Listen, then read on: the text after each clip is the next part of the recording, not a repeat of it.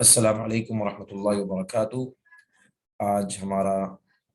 7واں session ہے اور 7واں پارہ ہم آج ڈسکس کریں گے۔ 7ویں پارے کی ابتدا کے اندر اللہ تبارک و تعالی جس بات کا تذکرہ فرما رہے ہیں وہ ہے وَإِذَا سَمِعُوا مَا أُنزِلَ إِلَى الرَّسُولِ تَرَىٰ أَعْيُنَهُمْ تَفِيضُ مِنَ الدَّمْعِ مِمَّا عَرَفُوا مِنَ الْحَقِّ يَقُولُونَ رَبَّنَا آمَنَّا فَاكْتُبْنَا مَعَ الشَّاهِدِينَ۔ تو بات اللہ تبارک و تعالیٰ نے مختلف مقامات پر یہ فرمائی تھی کہ اہل کتاب ایسا نہیں ہے کہ اہل کتاب آپ علیہ الصلوۃ والسلام کو جانتے نہیں تھے، وہ ان کو جانتے بھی تھے، ان کو ایسے پہچانتے تھے الذین آتیناہم الکتاب یعرفونہ کما یعرفون ابناءہم، ایسے جانتے تھے جیسے اپنے بچے کو جانتے ہیں۔ انسان اپنے بچے کو پہچاننے میں غلطی نہیں کرتا، اسی طرح یہ اہل کتاب آپ علیہ الصلوۃ والسلام کو جانتے تھے اور پہچانتے تھے۔ اس کے بعد اب یہ بات ہوئی کہ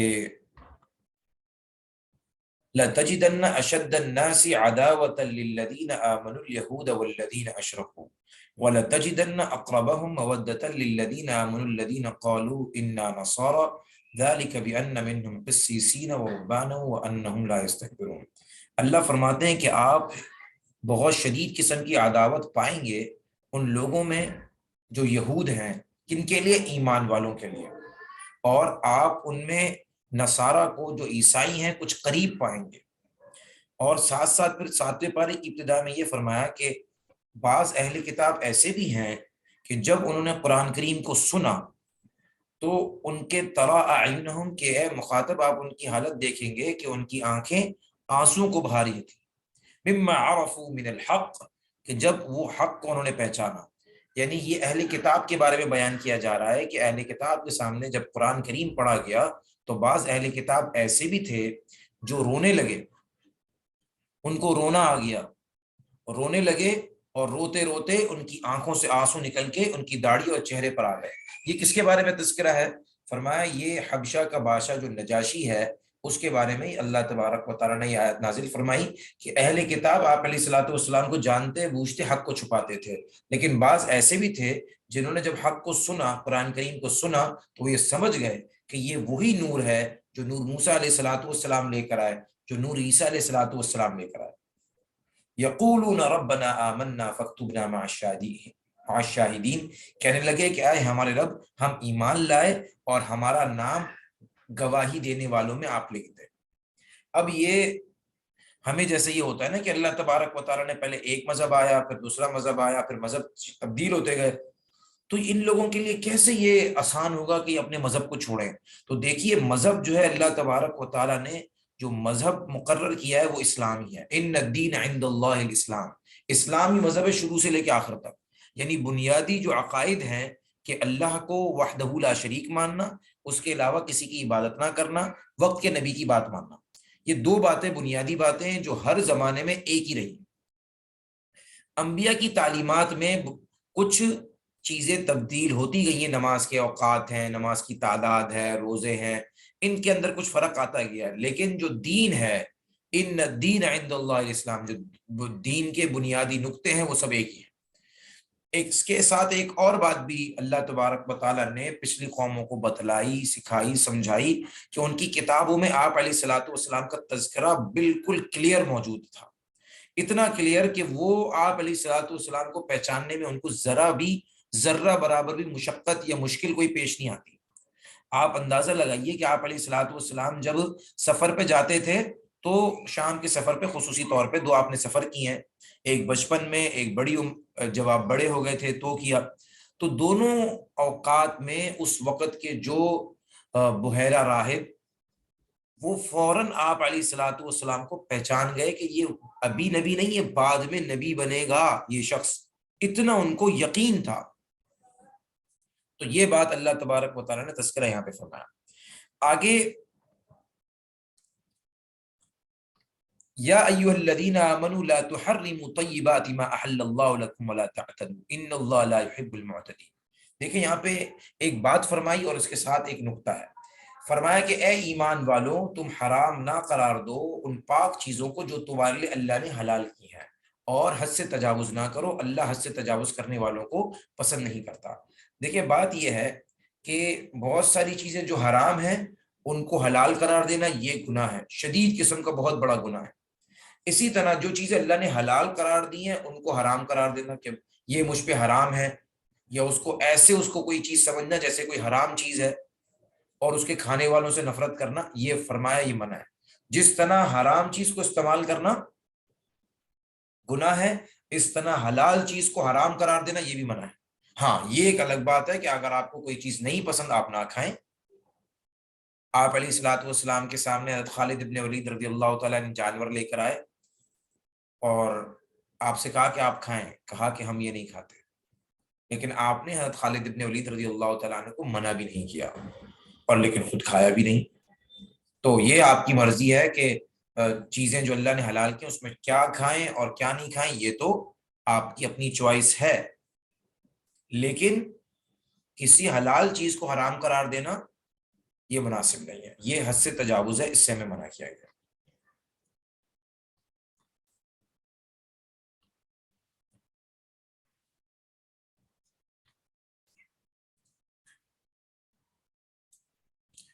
آگے فرمایا کہ قال عیسی ابن مریم اللہم ربنا انزل علینا مائدة من السماء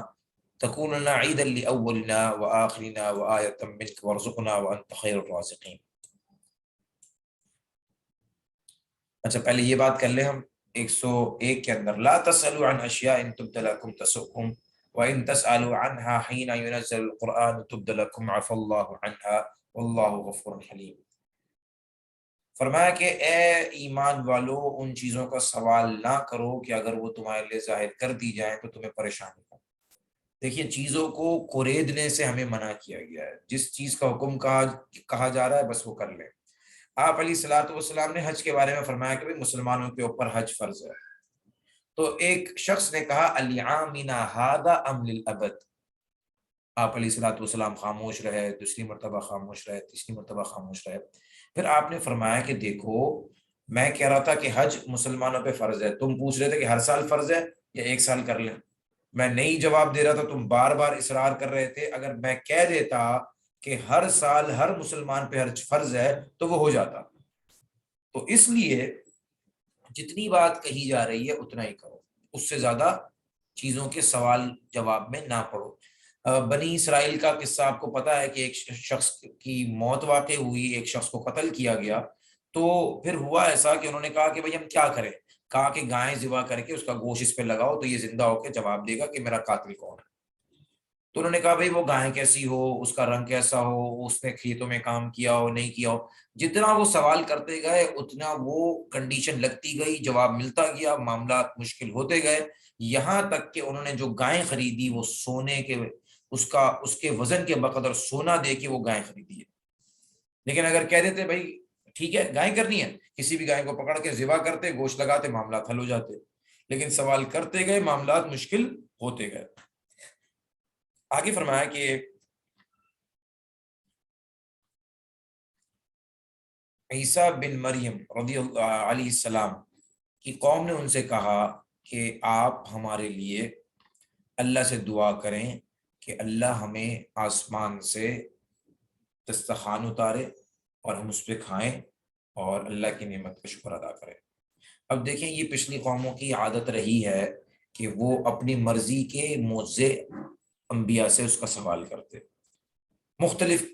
قوموں نے مختلف قسم کے سوالات کیے ہیں۔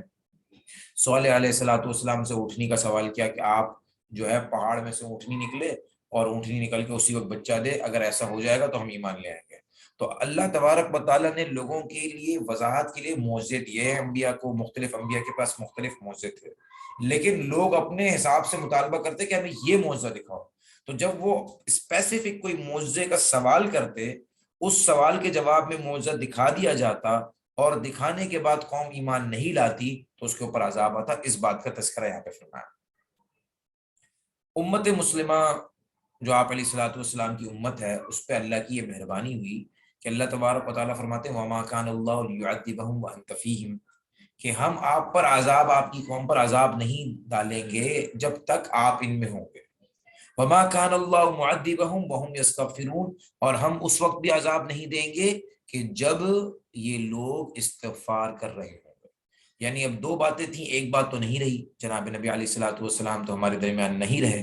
لیکن استغفار والی بات ہے کہ جب تک امت مسلمہ استغفار کرتی رہے گی اللہ کے عذاب سے بچی رہے گی، جب تک استغفار کرتی رہے گی اللہ تبارک و تعالیٰ کے عذاب سے بچی رہے گی۔ تو یہاں پہ فرمایا قال اللہ انی منزلها علیکم، اللہ فرماتے ہیں کہ ہم تم پر اس مائدے کو، اس دسترخوان کو اتاریں گے، فمن یکفر بعد منکم، لیکن اس کے بعد بھی اگر کسی نے ناشکری کی، نافرمانی کی اور بات کو قبول نہیں کیا، فانی اعذبہ، تو بس میں عذاب دوں گا، ایک ایسا عذاب کہ لا اعذبہ احد من العالمین، کے کائنات میں اس سے بڑا عذاب کسی کو نہیں دیا گیا ہو۔ تو یہاں پر یہ بات ہوگی۔ آگے اللہ تبارک و تعالی تذکرہ فرماتے ہیں وَلَوْ تَرَىٰ إِذْ وُقِفُوا عَلَى النَّارِ فَقَالُوا يَا لَيْتَنَا نُرَدُّ وَلَا نُكَذِّبَ بِآيَاتِ رَبِّنَا وَنَكُونَ مِنَ الْمُؤْمِنِينَ بَلْ بَدَا لَهُم مَّا كَانُوا يُخْفُونَ مِن قَبْلُ وَلَوْ رُدُّوا لَعَادُوا لِمَا نُهُوا عَنْهُ وَإِنَّهُمْ لَكَاذِبُونَ۔ فرمایا کہ آپ لوگوں کو دیکھیں گے کہ وہ جہنم کے کنارے کھڑے ہوں گے، اور جہنم کے کنارے کھڑے ہونے کے بعد ان سے سوال کیا جائے گا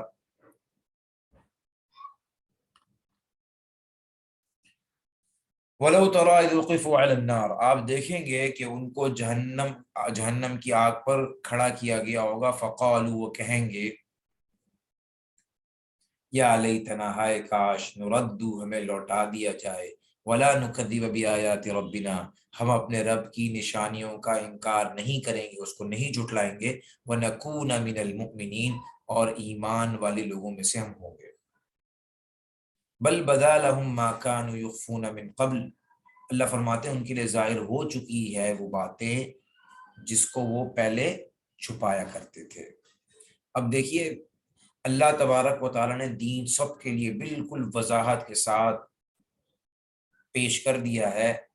کہ فمن شاء فلیؤمن ومن شاء فلیکفر، جس کی چاہے مرضی آئے وہ ایمان کو قبول کرے، جس کی مرضی آئے کفر کو اختیار کرے، جس کی مرضی آئے دیندار بنے، جس کی مرضی آئے فاسق بنے۔ اللہ فسق و فجور کو پسند تو نہیں کرتا، لیکن اجازت دی ہے کہ جس کو جو کرنا ہے کرے، حساب کتاب آخرت میں ہوگا۔ فرمایا کہ آخرت میں آپ دیکھیں گے کہ جن لوگوں نے زندگی اپنی منچاہی زندگی گزاری ہوگی، وہ آگ کے پاس ان کو کھڑا کیا جائے گا، وہ کیا کہیں گے، ہائے کاش ہمیں لوٹا دیا جاتا، ہم جو ہے وہ اپنے رب کی نشانیوں کا انکار نہیں کر جھٹلاتے نہیں، اگر ہمیں واپس لوٹا دیا جائے تو ہم نہ جھٹلائیں گے اور ہم ایمان والے لوگوں میں سے بن جائیں گے۔ اللہ فرماتے ہیں ایسی بات نہیں ہے، وَلَوْ رُدُّوا لَعَادُوا لِمَا نُهُوا، دیکھیں انسان کے دل میں آتا ہے کہ آپ اچھے سے اچھا، مہنگے سے مہنگا کوئی امتحان دیتے ہیں تو آپ کو موقع دیتے ہیں کہ بھی چلے فیل ہو گئے تو پھر واپس آپ کو موقع مل جائے گا، پھر فیل ہو گئے پھر موقع مل جائے گا، یا وہ کوئی ٹائم ڈوریشن دیتے ہیں کہ بھی اب 1 سال کے بعد آپ اس ایگزام کو اٹیمپٹ کر سکتے ہیں، لیکن قیامت والے دن کا جو امتحان ہے وہ امتحان کے بعد دوسرا اٹیمپٹ نہیں ملے گا۔ اب انسان کہتا ہے کہ یار اللہ بھی اگر تبارک و تعالیٰ بھی ایک اٹیمپٹ دے دیتے، ایک موقع دے دیتے، شاید کتنے لوگ جو ہے جہنم سے بچ جاتے۔ اللہ نے فرمایا نہیں، جتنی نصیحت ہو سکتی تھی نا وہ دنیا میں کر چکے ہیں، جتنی باتیں سمجھائی جا سکتی تھیں وہ دنیا کے اندر سمجھائی جا چکی ہیں، لیکن بات یہ ہے کہ اب حالت ان کی ہے وَلَوْ رُدُّوا، اگر ہم ان کو لوٹا دیں، لَعَادُوا لِمَا نُهُوا، یہ وہی کام کرنے لگیں گے جس سے ان کو منع کیا۔ یہ بھی تو کہہ رہے ہیں، جہنم کے دروازے پہ کھڑے ہو کے، جہنم کے کنارے کھڑے ہو کے کہہ رہے ہیں کہ ہم ایسا نہیں کریں گے، لیکن بات یہ ہے کہ یہ انہوں نے پھر جا کے ویسے ہی کرنا ہے، انہوں نے ویسے ہی کرنا ہے۔ تو یہ اس بات کی اللہ تبارک و تعالیٰ نے وضاحت کر دی کہ خوب سمجھ لو، ابھی سے ہم بتا دیتے ہیں کہ کوئی چیز ذرہ برابر بھی تمہیں موقع نہیں ملے گا کہ تم قیامت والے دن آنے کے بعد کوئی عمل کرنے کی بات کرو۔ یہاں پر اللہ تبارک و تعالیٰ نے فرمایا قُلْ لَا أَقُولُ لَكُمْ عِنْدِي خَزَائِنُ اللَّهِ وَلَا أَعْلَمُ الْغَيْبَ وَلَا أَقُولُ لَكُمْ إِنِّي مَلَكٌ، کہ اے نبی آپ ان سے کہہ دیجئے کہ میرے پاس، میں تمہیں نہیں کہتا کہ میرے پاس زمین اللہ کے خزانے ہیں، نہ میں یہ کہ دعویٰ کرتا ہوں کہ میرے پاس علم الغیب ہے، اور نہ میں یہ دعویٰ کرتا ہوں تم سے کہ میں فرشتہ ہوں۔ ان اتبع الا ما یوحی الی، میں صرف اتباع کرتا ہوں اس چیز کی جو مجھے وہی کی جاتی ہے، جو اللہ کی طرف سے جو مجھے حکم ملتا ہے بس میں وہی کرتا ہوں، اس کے علاوہ میں کچھ نہیں کرتا۔ مجھے تم یہ کہو کہ بھئی یہ روتا کیوں ہے، کبھی کہتے ہو اس کو بھوک کیوں لگتی ہے، کبھی کہتے ہو اس نے شادی کیوں کرتا ہے، یہ بیکار کی باتیں ہیں۔ کبھی کہتے ہو کہ اس کو کیسے پیسوں، یہ کیسے غریب ہو گیا، فرمایا یہ ساری بیکار کی فضول باتیں، میں ایک انسان ہوں، اور انسانی حوالے سے جتنی ضرورت ایک انسان کی ہو سکتی ہے وہ میری بھی ہیں۔ نہ میں غیب کو جانتا ہوں، نہ اللہ کے خزانے میرے پاس ہیں، نہ میں نے فرشتہ ہونے کا دعویٰ کیا ہے۔ میرا کام یہ ہے کہ میں تمہیں اللہ کے حکم کا بتاؤں کہ اللہ نے مجھ پہ یہ نازل کیا ہے، وہ اس پہ خود بھی عمل کروں اور تمہیں بھی عمل کر کے بتاؤں۔ اس کے ساتھ ساتھ اللہ تبارک و تعالیٰ فرماتے ہیں کہ وَعِندَهُ مَفَاتِحُ الْغَيْبِ لَا يَعْلَمُهَا إِلَّا هُوَ وَيَعْلَمُ مَا فِي الْبَرِّ وَالْبَحْرِ وَمَا تَسْقُطُ مِنْ وَرَقَةٍ إِلَّا يَعْلَمُهَا وَلَا حَبَّةٍ فِي ظُلُمَاتِ الْأَرْضِ وَلَا رَطْبٍ وَلَا يَابِسٍ إِلَّا فِي كِتَابٍ مُبِينٍ۔ اللہ کے پاس سارے غیب کے خزانے ہیں، اور اس کو اللہ کے سوا کوئی بھی نہیں جانتا۔ وہ تمام چیزوں کو جانتا ہے جو خشکی میں ہے، تری میں ہے، سمندر میں ہے یا زمین پہ ہے، اور جو پتا گرتا ہے اللہ اس پتے کے بارے میں جانتا ہے کہ یہ پتا گرا ہے، اور کوئی دانہ رائی کے برابر کوئی دانہ زمین کے اندھیرے میں ہو، خشک ہو تر ہو، وہ سب کے سب اللہ کے علم میں ہے۔ اللہ تبارک و تعالیٰ نے اپنی مخلوقات میں سب سے پہلے جس چیز کو پیدا کیا وہ تھا قلم، اور قلم سے کہا کہ کائنات میں جو کچھ چھوٹی یا بڑی چیز ہونی ہے اس سب کو لکھ دو۔ اس قلم نے لکھ دیا، اللہ کے پاس وہ تمام کی تمام چیزیں محفوظ ہیں، اس میں کوئی ذرہ برابر کی تبدیلی نہیں ہو سکتی۔ یہ اللہ کا علم ہے کہ آئندہ میں اور آپ اپنے اختیار سے جو چیزیں کریں گے نا وہ اللہ کے علم میں ہے، وہ اللہ کے علم میں ہے۔ میں بول رہا ہوں یہ بات، یہ اللہ کے علم میں ہے کہ ہزاروں لاکھوں سال پہلے اللہ کے علم میں تھی کہ ہم اس طرح بات کریں گے اور یہ اس طرح بات ہوگی۔ تمام جو ابھی میں اپنی مرضی سے کر رہا ہوں یا آپ اپنی مرضی سے جو کچھ کر رہے ہیں وہ سب اللہ کے علم ہے۔ آدمی سوال کرتا ہے کہ بھئی یہ کیسے ہو گیا؟ یہ اللہ کا علم ہے۔ اللہ اللہ ہے، بندہ بندہ ہے۔ بندہ اپنے علم کو، اپنی عقل کو اللہ کی عقل سے کمپیئر کرے گا تو کچھ بھی سمجھ نہیں آئے گا، ہمیشہ ہمیشہ کی زندگی بھی سمجھ نہیں آئے گی۔ جنت میں آخر میں جانے والے آدمی کی جنت اس دنیا سے اتنے اتنے گنا بڑی ہوگی، کچھ بھی سمجھ نہیں آئے گا۔ اچھا آخری بات کرتے ہیں، وقت ختم ہونے لگا ہے۔ وَلَا تَسُبُّوا الَّذِينَ يَدْعُونَ مِن دُونِ اللَّهِ فَيَسُبُّوا اللَّهَ عَدْوًا بِغَيْرِ عِلْمٍ۔ آپ گالی نہ دیں، برا بھلا نہ کہیں، کوئی برے الفاظ استعمال نہ کریں ان معبودان باطلہ کے لیے، یعنی جو لوگ اللہ کے سوا کسی کو پکارتے ہیں تو ان جن چیزوں کو وہ پکارتے ہیں، چاہے وہ بت ہو، سورج ہو، آگ ہو، ستارے ہو، کچھ بھی ہو، آپ اس کو برا بھلا نہ کہیں۔ تو ہوگا کیا؟ اگر آپ برا بھلا کہیں گے فَيَسُبُّ اللَّهَ، تو وہ بھی اللہ کو برا بھلا کہیں گے بغیر جانتے ہوئے، بغیر سمجھتے ہوئے۔ یعنی ایک نقطہ سمجھایا جا رہا ہے کہ اگر آپ یہ چاہتے ہیں کہ آپ کے رب کو کوئی گالی نہ دے، برا بھلا نہ کہیں، تو آپ بھی کسی کے رب کو برا بھلا نہ کہیں۔ اس کا یہ مطلب نہیں ہے کہ آپ اس کی تعریف کریں، نہیں، تعریف کی اجازت نہیں ہے۔ آپ اس کو غلط نہ قرار دیں، اس کی بھی ایسا بھی نہیں ہے کہ آپ اس کو غلط قرار دیں، یہ بات غلط ہے، نہیں۔ آپ کہہ سکتے ہیں کہ یہ جو بت ہے یہ کچھ بھی کرنے کے قابل نہیں ہے، لیکن اس کو گالی دینا، برا بھلا کہنا یہ مناسب نہیں ہے، کیونکہ اگر آپ ایسا کریں گے تو وہ اللہ کو گالی دیں گے۔ یہ بالکل اس طرح ہے کہ آپ علیہ الصلوۃ والسلام نے فرمایا کہ تم میں سے چاہیے کہ کوئی بھی اپنے والدین کو گالی نہ دے۔ تو صحابہ نے پوچھا اللہ کے نبی اپنے والدین کو گالی کون دے گا؟ لیکن صحابہ کے دور میں کی بات ہے، آج تو ہمارے دور میں ایسے لوگ بھی ہیں جو اپنے والدین کو گالیاں بھی دیتے ہیں، اس زمانے میں یہ تصور نہیں تھا۔ تو صحابہ نے پوچھا کہ اللہ کے نبی اپنے والدین کو کون گالی دے گا؟ تو آپ علیہ الصلوۃ والسلام نے فرمایا کہ اپنے والدین کو گالی دینے کی صورت یہ ہے کہ آپ سامنے والے شخص کو کے ماں باپ کو گالی دیں اور وہ جواب میں آپ کے والدین کو گالی دیں، تو گویا کہ آپ اپنے والدین کو گالی دینے کے خود ہی سبب بنے، گویا کہ آپ نے خود گالی دی۔ اسی طرح آپ کسی کے معبود باطلہ کو، ایک فالس گاڈ کو، ایک غلط